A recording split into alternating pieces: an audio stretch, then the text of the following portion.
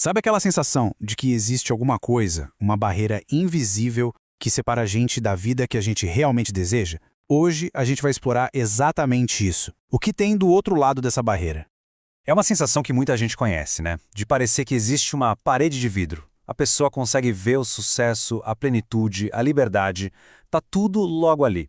Quase dá para tocar. Mas aí, a cada tentativa de avançar, alguma coisa invisível puxa de volta.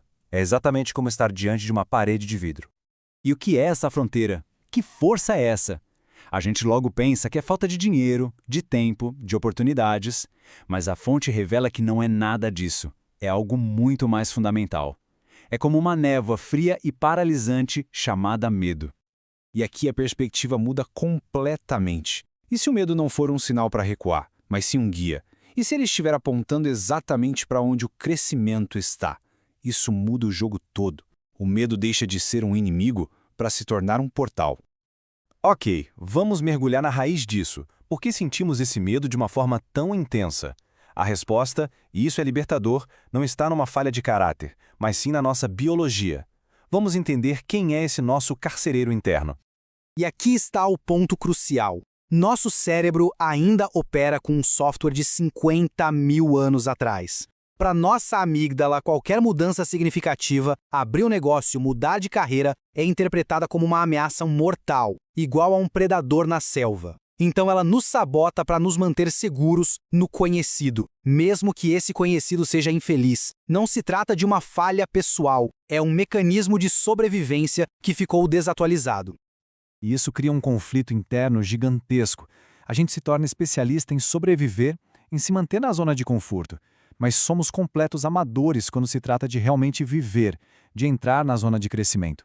Essa distinção é a chave para entender por que tanta gente se sente presa. A genialidade cruel do medo é que ele usa a nossa própria mente contra nós. Ele nos faz projetar o fracasso em alta definição, com todos os detalhes, enquanto a imagem do sucesso permanece um esboço borrado, distante. A prisão não é real, ela é construída pela nossa própria imaginação.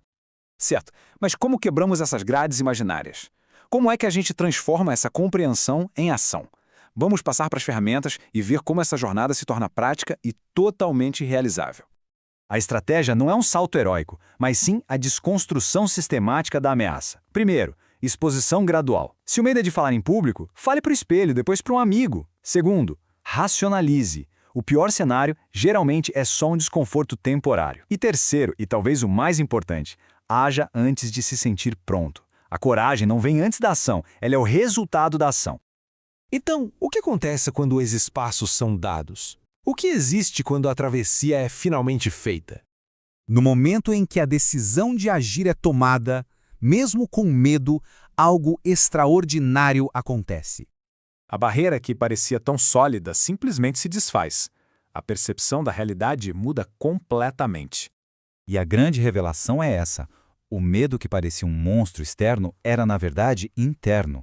Era a sombra do nosso próprio potencial, crescendo à medida que nos aproximávamos da luz. E a ironia é que, uma vez do outro lado, a gente percebe que foi o próprio medo que deu valor à conquista. Uma vitória sem um frio na barriga não tem o mesmo sabor. O objetivo não é só alcançar o sonho, mas se tornar a pessoa capaz de conquistá-lo. Então, o ponto crucial é: o que fazer com essa consciência? O que fazer com esse mapa que acabamos de desvendar? Qual é aquela conversa difícil mais necessária que está sendo adiada? E aquele projeto, aquela ideia que poderia mudar tudo, mas que continua guardada por medo do que os outros vão pensar. A conclusão é esta: o desconforto não é um sinal para parar. É o sinal verde do destino. O medo não é a barreira, é o ingresso. O outro lado está a um passo de coragem de distância. O tudo que se busca está esperando. A pergunta final, e a única que realmente importa, é essa: